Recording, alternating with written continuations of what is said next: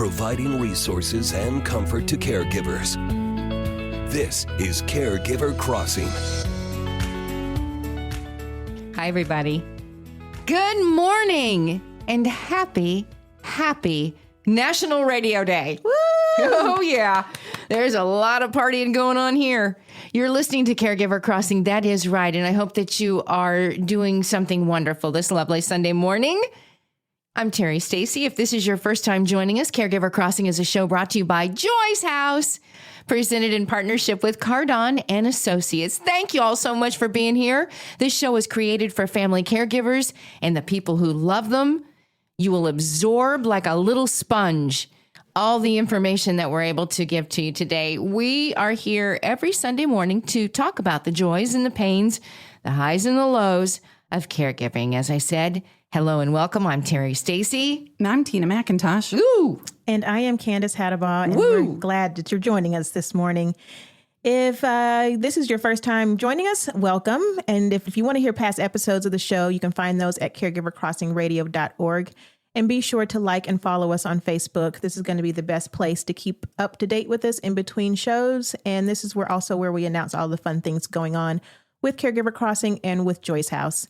If you enjoy the content that we share here, or want to suggest a topic that we can cover or guests that we should invite, you can email Tina at tina@joyshouse.org or call us at 317-254-0828. All right, before we get into anything, I want to give a warning to everyone in the studio and listening. If you hear some odd noises in the background, I am sorry, not sorry. You have heard us complain for the last few weeks about the heat at Joy's House in our studio, and a new AC unit is going in as we speak. How about that? Yeah, it's also going to be loud. Congratulations. Oh, thanks. They're a nonprofit. I'm not sure how you got this one done. We're paying for this one. So if you spare money laying around and you want to give to Joy's House for our new AC unit to make us all happy and not crabby and biting each other's heads off in administration, you can email me at tina@joyshouse.org. Everybody just give $1. Oh, that's what they always say. Just give $1. $1 goes a long way. It surely does. But if you get 50 of them, that's only $50. Which does help. You need, how many do you need? 10,000 people? We need $10,000. So 10,000 of you out there, $1. That's all it takes. Yep, it surely does. So in honor of National Radio Day, did you all listen to old time radio shows? Like the ones that used to play? Growing up? Uh-huh. How old do you think Tina and I are? No, I didn't. No, did you? Well, I listened to Sirius XM and things like that. I love them on road trips, and sometimes I listen to old time radio shows are on Sirius XM. Yes, I didn't know that. In the high numbers, right? Yeah, because I've scrolled through before and gone from landscape music to old time radio. Oh, it's a thing. So I didn't listen to it. I was in an old time radio show once. Tell us more. Oh, I will. So there were 8 of us that were the quote unquote cast. And we didn't know what part we were playing, what the play was, nothing. It was a fundraiser. And we just showed up. They took us into the green room, which was just a spare room. And where was it? It was downtown at one of the hotels. Was it IRT? And was it IRT? Because they do one every year. No, this was not like that. But I was supposed to be a French maid. So I got a little apron and I got the feather duster. No way. And I don't know if you know this about me. I don't do accents very well. And so I started as what might have sounded like a French maid. And by the end, I swear I was Jamaican. I mean, I was not good, but it was so much fun. It was a murder mystery, but we did it just like old time radio. So you got up on stage and you go ahead, Candace. I'm walking. Yep. I got on a horse. That's so funny. I didn't really, but I just wanted to do a horse. And the French maid. Oh, there goes our French maid on the horse. To Jamaica. Ringing her bell. It's from Jamaica with that Jamaican accent. And what you were supposed to do, like old-timey radio, is you would read your part because you didn't know what was coming. You just read it. And then you would take your piece of paper and crumble it up and throw it on the floor. So fun. Oh, I didn't know that. We should bring this back. We should bring it back. We should. I highly enjoy the old-time radio. I do too. And actually, it didn't even really, this was a live play. A lot of people came to watch you, right? It was. But Terry, when you used to listen to these old time radio shows, did you have to crank your radio or was there a translator? Like, I'm going to kick you right underneath did the table. operator have to patch you through? Don't know. She That unplugged? was before me by decades. Decades. What is wrong with you? Well, I'm getting older. I forget things. It's all right. It's Sunday morning, okay. folks. Radio Sunday morning. National Radio Day. Happy to all of you. Happy All right. Do you know what else August is? Get excited. It's National Immunization Awareness Month. Okay.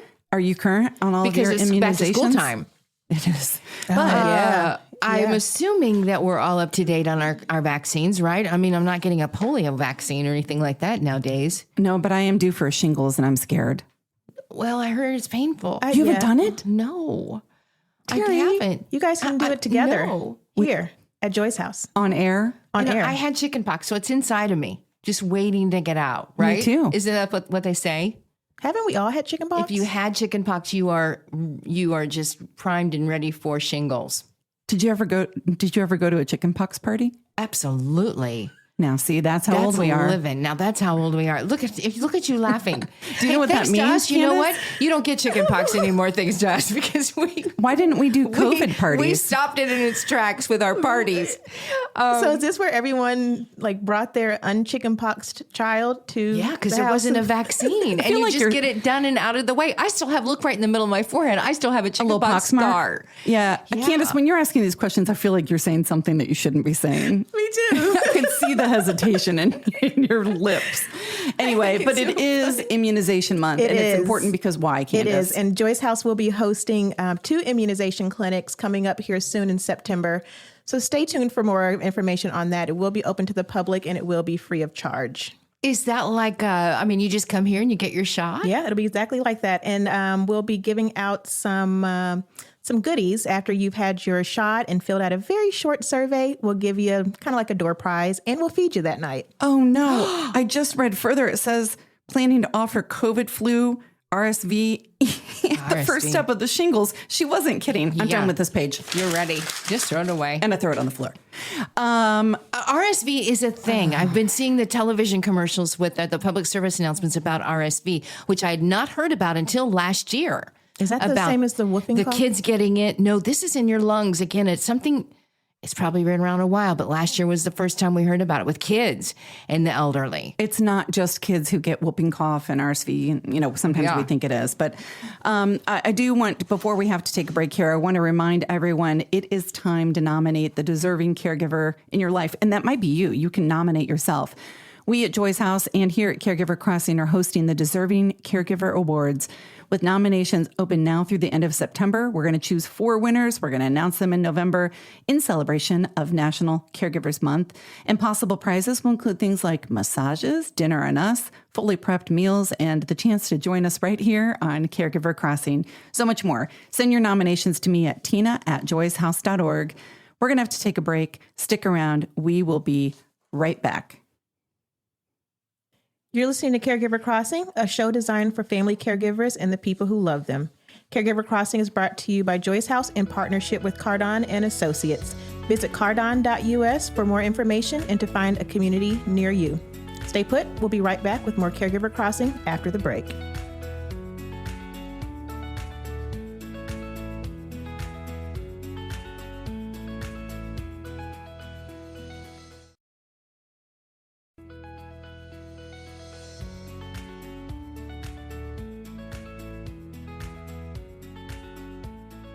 Welcome back to Caregiver Crossing. I am Candace Hattabaugh in studio with Terry Stacy and Tina McIntosh. Thank you to everyone who stuck around for this portion of the show. And thank you to everyone who's reached out to us with your questions and your kind words. We love hearing from you and we're here to help.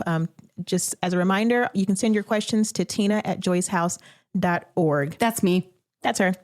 This week we have Emily from Lansing, Michigan on the line with us with a question. Hey, Emily, how are you? Hi, I'm doing well. Thanks so much for taking my call. Absolutely. What's your question? So I am caring for my father, and he has always been an avid gardener. He really loves it. And unfortunately, lately, his balance has been a little bit off, and I'm just really feeling nervous and scared that he is going to fall. while, while he's being more active. And it's been so hot out lately. I'm also kind of afraid that he's going to overheat. And then at the same time, he's not happy with me when I try to share these things with him, and it's really causing some tension in the house. And so he'll say things like, "I'm not crazy. I know when I get hot, and stop trying to control me. I'm your dad," and things like that. So I'm just wondering. Yeah, I know, right? I'm just wondering if y'all have any suggestions for me. Such a good question. Ways to help him that avoid him getting hurt, and also just helping us get through this. Yeah, being tactful with dad. So because listen, I relate to this, and so many others do too. There's a tactful way to tell mom or dad something that is guiding them. It's hard. Emily, this is Tina, and I guess I'm going to start with asking you a question, and that is, how is your dad's mental facility? Well, some days it seems like he does pretty well, but other days he easily forgets things. He doesn't really pay attention to his physical health either, and so that kind of becomes an issue. But it's day to day. It's day to day. Some days are just really more difficult than others. Okay, so I have some thoughts. I mean, first of all, is he in a place in the garden where he can walk, even though he's got some balance issues himself, but he's on a steady surface? Yes, he is. It is a steady surface. Mm-hmm. Okay, because I think that's first, right? Nothing else matters if he's on something that's going to cause him to fall. And is there a place on that steady surface where he can be in shade, or you can put up an umbrella to have him be in shade? I hadn't thought of that. I wonder if I could get one of those like large portable umbrellas that we can move around. Yeah. It is pretty sunny out there, actually. Okay. That would be my advice. If not, a big hat, if he would wear it and keep it on, but I know that's hard too. But all right. So here are some other things, because I've had this experience too of, okay, Miss Veronica, why don't you take a drink? And then she's like, wants to throw it in my face and, tell me that she doesn't need me to tell her when to drink. So I get that. There are a couple of things that come to mind, and they're going to sound really manipulative. So I'm trying to use my manipulative skills for good and not evil here. Okay. So first of all, if you take him a drink and you say, "Hey, Dad, can you taste this? This just doesn't taste right to me." And just set it, let him taste it, put it down next to him, see if, maybe that will help. Another is keeping a bucket of cool water close by, that you can have him reach into for something on occasion. So at least he's getting some of that cool water, on his wrists and his hands. They've got those great frozen rings now. You can freeze that go around your neck, or the fans that go around your neck. That might just feel good to him, or you can always go old school and put on one of a wet towel, and then you can put it in the wet bucket, to refresh it. But those are some things that might help. But one of the things I really like more than anything is saying to him, "Hey, Dad, would you mind going inside and getting blank for me," whatever it is. Or one of his tools that he uses for gardening. Dad, I saw that on the kitchen counter. Mm-hmm. Now, Emily, I'm not going to tell you how it got on the kitchen counter, but somehow it ended up on the kitchen counter. But hey, Dad, can you go in and get that for me? And then you've got a drink next to it, and he might just hang out there for a minute and cool down. Candace is nodding her head. You've used these techniques I've used those before. I've also used, Emily, kind of taking myself a drink out. I'm like, I'm just going to sit here for a second. Why don't you sit and take a break with me, and we'll both have some lemonade or whatever it is that you've taken outside to drink. That way he just thinks he's joining you for a little short, nice conversation. I love that too. Yeah. All right. So here are a couple of others. Anything you can move inside. I get that he loves to garden, but if there's any kind of a gardening project, in the middle of the summer when it's just as hot as we've experienced this summer, anything you can move inside to have him work on in advance or in place of the things that are outside, that's really good to do as well. And you don't have to always say, "Here it is, Dad, sit down, do this." Sometimes you plant it and you just let him find it himself, because we all know if it's his idea, he's going to receive it better than others. And then do you have kids? Yeah. Do you have kids in your life? I do. I have two.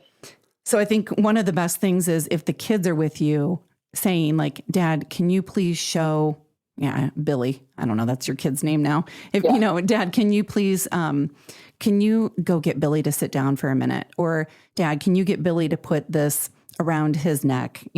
So if Dad thinks that he's worried about Billy's health, sometimes he'll do it himself or he'll lead the way. That's good.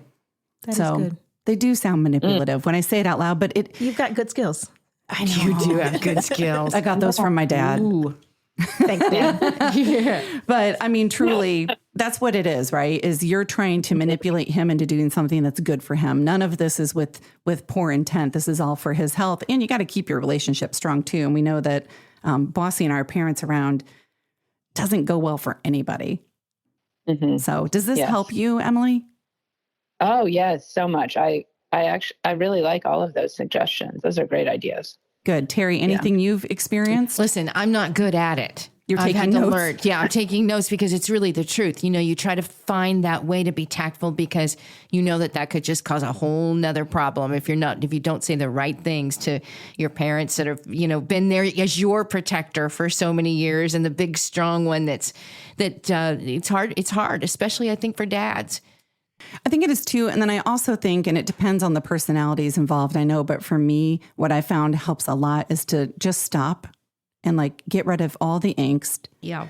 Take a deep breath and look my parent in the eyes to say, you have taken care of me my entire life. Right now, I'm worried that you're going to get overheated or that you're going to fall or whatever.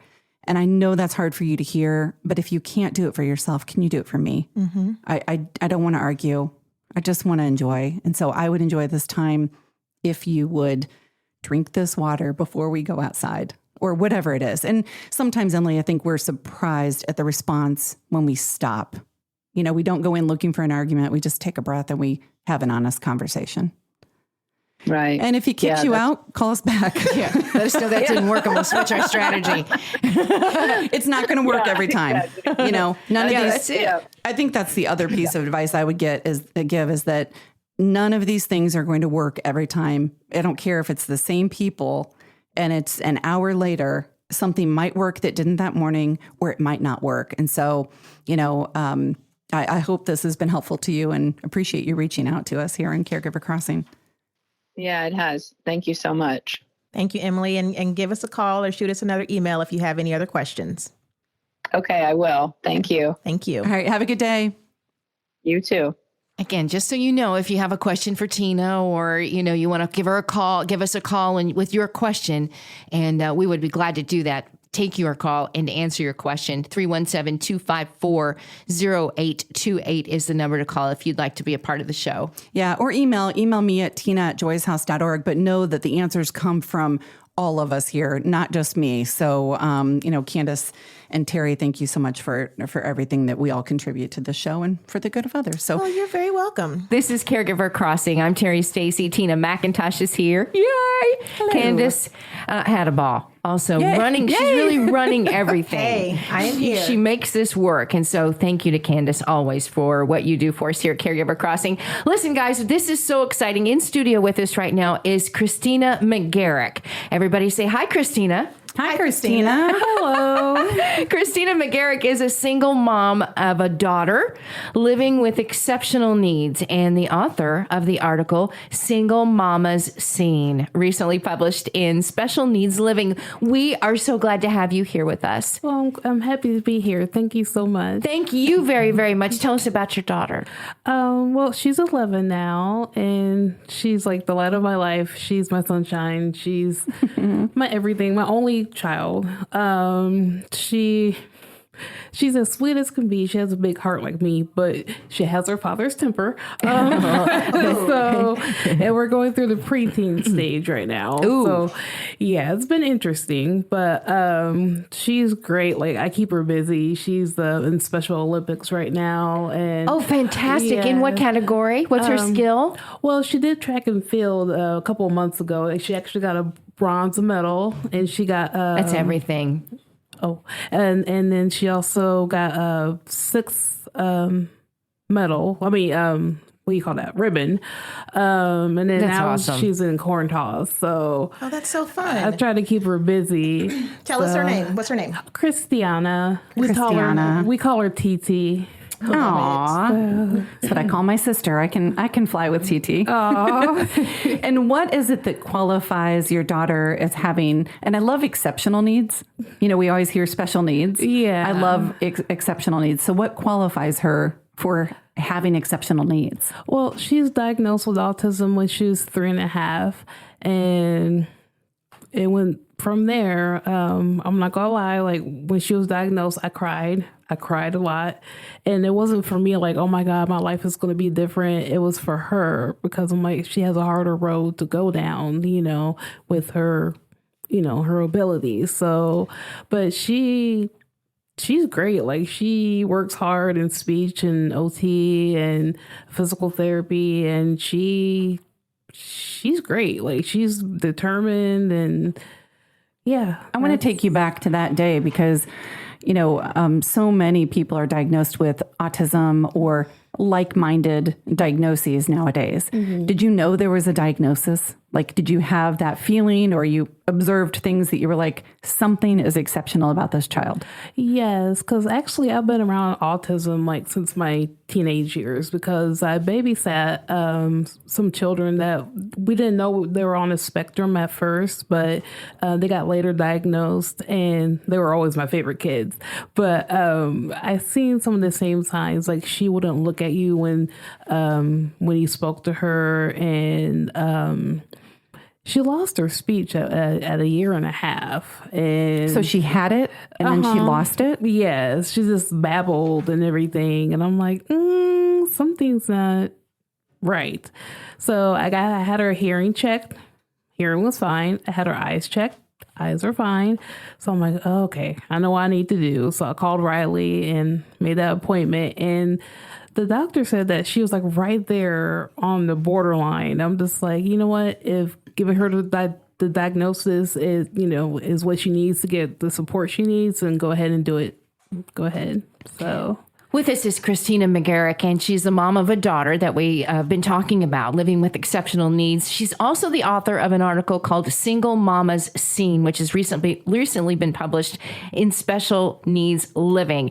So the biggest let's talk about challenges, because we know we all have challenges. But with you, tell us about the challenges you face as a single mom, right? Mm-hmm. And raising a child with exceptional needs. Okay, well, it's rough not having like that other person, but I do have my village. I do have my mom. She helps a lot. I have my church. They help a lot. My friends, my family, they help. But the times when they're not there, like when she has a meltdown, she had a meltdown in the middle of the store the other day, and I couldn't control her. Like she just went off, and she actually bit me. Oh boy. Yeah, she's a biter. You know, people are, and so for us that are around someone that this might happen with, we see this in the store, we go in the store and we see this meltdown. Is there anything that we can do to help you at that time? Because I know people are pretty angry and mean without knowing what they're even angry and mean about. Yeah. I was just going to say, I mean, I'll just start with saying not judging, right? Yeah. I mean, we are so quick to judge other people for what their kids or what they are or aren't doing. Right. And if we would just remind ourselves, first of all, we have no idea what the moments were like coming into the store. We have no idea what the makeup of the people involved are, but man, it's just so easy to form an instant judgment. Yeah. And I'm sorry for that when people do that, when I do that. I mean, I know you feel it. That's it. I know you feel that. I do. Like, oh, why can't she control her child? I'm like, I'm just trying to give her space, because that's the thing she needs when she has a meltdown, is to give her space. Because if you get close to her, that's it, and there's this old man, he didn't know what to think. Like, he was like, it's kind of crashed his car because he was trying to get out the way. But yeah, it's rough. Can you use help? Can you use help at that moment? Because we've all seen this, right? We've all seen this, and it's whether we're on an airplane, wherever we are, we've seen this. And instead of standing by and judging, is there something we can do to help you at that moment? Honestly, just give her space. That's Just give you space. just let her, give her space. Because if you get close to her, her meltdown will be even worse. So I just give her the space she needs and let her do her thing. And that's got to be so hard too for you. She's 11 now. She is a much larger human than she was when she was 2. Yes. And so, with the 2-year-old, you can kind of scoop them up and walk outside if you need to, or go into the bathroom, or, but with an 11-year-old, you just don't have that same liberty. Yeah, it's tough because she's in this phase right now where she doesn't want to get out of the car sometimes. And when she was little, I could just scoop her up and keep on going. But now it's like, okay, like, what can I do now? How can I get her out of the car? And it's usually my phone.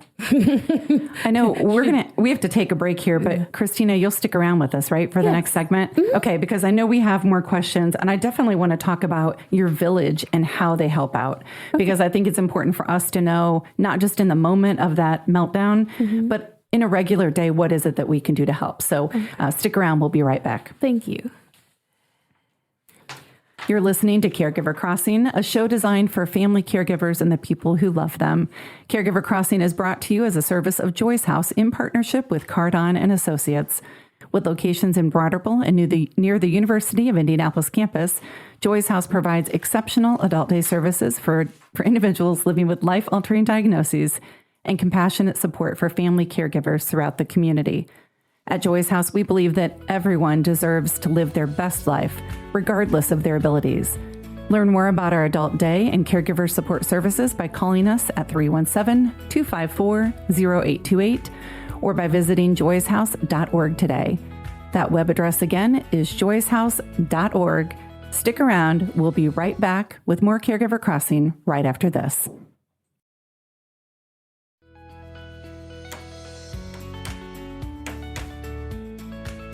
Terry's like our little drummer girl. I like this song. I like this music, rather. It makes you happy? There's no words. If you would like to write words to it, you can do that.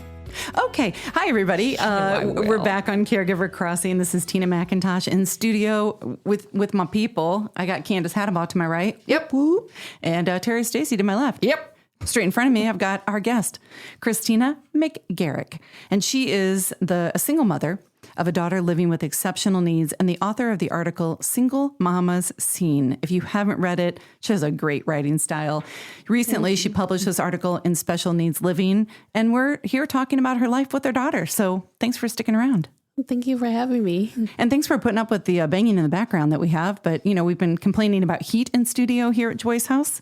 And they're putting in a new air conditioner. Thank you, Lord. Yeah, we'll be happy next week for sure. But nothing's going to stop them. Well, and no. We need the air conditioning unit, and nothing's going to stop us here in Caregiver Crossing. Right. We're here for you all. So we have been talking about Christina's life with her daughter, TT. TT has been living with exceptional needs, diagnosed when she was about 3.5. And we were talking before the break about you having your village. I want to know a little bit more about when you say that. What does that mean? And specifically, what do they do for you that makes an impact in your life? Okay. It's like my support system. My mom is the first one. She helps me with everything, like financially, and she'll watch her if, if I need to do something. Then there's my church. I love my church. They have helped me a lot. We have a special needs ministry, and I serve in a special needs ministry, but it was one Sunday where things got really hectic, and I was like kind of frazzled when I came in. And so they're like, okay, I know you're supposed to serve today, but go ahead and go to service, and we'll take care of TT and everything. So that was a way though, because I needed that. I needed that break. Yeah, I needed that break. So I'm going to make an assumption that as a single mom, you're in charge most of the time. yes. Is it nice when somebody says to you, you need to stop what you're doing? Yeah, I've got take care it. of You go it. sit down. Yes, because I'm kind of like, I feel like a super woman. I'm like, oh, I can do it all, and then boom, it hits me. I'm just like, oh my God, I'm overwhelmed. I'm frustrated. I need a break, and it's yeah, it's rough, but Yeah. And I'm just looking at her face. You can just tell all of those emotions are just kind of sitting there in the background right now. So you're in a safe place. Just want you to know that. All right. I have a question then while you're coming up with your next one. Okay. Christina, how is it you feel love from your daughter? Oh, well, she's an affectionate child. So Okay. she'll give me a hug or she'll rub my back or things like that. She's very affectionate, or she'll give me a kiss on my forehead, or sometimes she likes to bring her forehead with mine and kind of, wiggle or whatever. And yeah, she's a very affectionate child. That's lovely. I know a lot of people living with autism, touch is not their thing. Mm-hmm. And so I often wonder, how that love, how you feel it. So I love hearing that. Yeah. Terry, you'd have thought. I just am curious to know about how you find what's next. Is there a support? Are you around others that are going through, which is Special Olympics, basically, that is truly kind of helping you with what's to come next and how to deal with that? Do you have that support as well? Yes. You're kind of learning on the go, I guess. Actually, one of my friend Lisa, she has a autistic daughter. She's 16, and I'm kind of, following her and watching her and how she parents her daughter and everything, and just going from there. You know, you're just never alone. And the numbers of autistic children and adults in our country, in our world, I mean, it just continues to climb. And I think people are searching for that why, what's going on, what's different. But with a diagnosis also comes, you've got people ahead of you, before you, that have known what to do next and what's to expect. So I wondered if you had that support. Candace, I'm sorry, go ahead. No, that's okay. So looking back, what has been the most valuable lesson that you've learned so far? That's a deep question. I bet you've learned patience. Yes. I bet patience is we are not born with patience. I feel like patience is something we've all been given at birth. Yes, that's one thing, because I didn't have patience before I had her. So after I had her, my life was nothing but patience and multitasking and things like that. Yeah, you have to have patience. You can't. I mean, it happens, but if I feel like I'm frustrated, I just I'll tell her, I'm like, I need a break. Mama's gonna go in the other room, and that's what I do. And I think that's fair, because I was on the phone with my sister yesterday morning, who's also a single mother, not with any children that has any special needs, but my youngest nephew is 7, and he's a little more clingy than my older nephew, and it was 7:30 in the morning, and he was in her room, and she's like, I need a minute to get myself together before I can come out and give you my attention. So I just want to say that it's okay to communicate that with your children as they're growing up, I feel like, because they need to know that boundaries are a thing and are important. Well, and we teach that lesson, right, to kids of you need to take a time out and calm down. Mm-hmm. And I don't outgrow that. I'm, 51 years old and still need a timeout to calm down. And I think, for anybody listening, that's just an important thing for us to remember too, is that you do learn a lot through this journey, and communicating that with your loved one, whether it be your daughter, TT, or, a spouse or a friend, another loved one. But communication, even when we don't know if the other person is receiving it in the way that he or she used to, is an important thing for us to remember too. So, Christina, thank you so much for joining us today. Oh, no problem. Really appreciate you. Thank you for inviting me. Yeah, and your daughter is lovely, by the way. The article, again, is in the Special Needs Living magazine called Single Mama's Scene. And so wonderful to have you here. As we wrap up, remember to nominate the deserving caregiver in your life. You can send your nominations to tina@joyshouse.org. And as we close, we just want to remind our listeners that you can contact Tina for more information, resources. Her email again is tina@joyshouse.org, or you can call us at 317-254-0828. Caregiver Crossing is supported by Cardon & Associates, with 20 communities owned, operated, or managed in the Midwest, and more than 40 years of senior living experience. Cardon & Associates provides residents with the best senior living options and personalized care. Until next time, take good care of each other.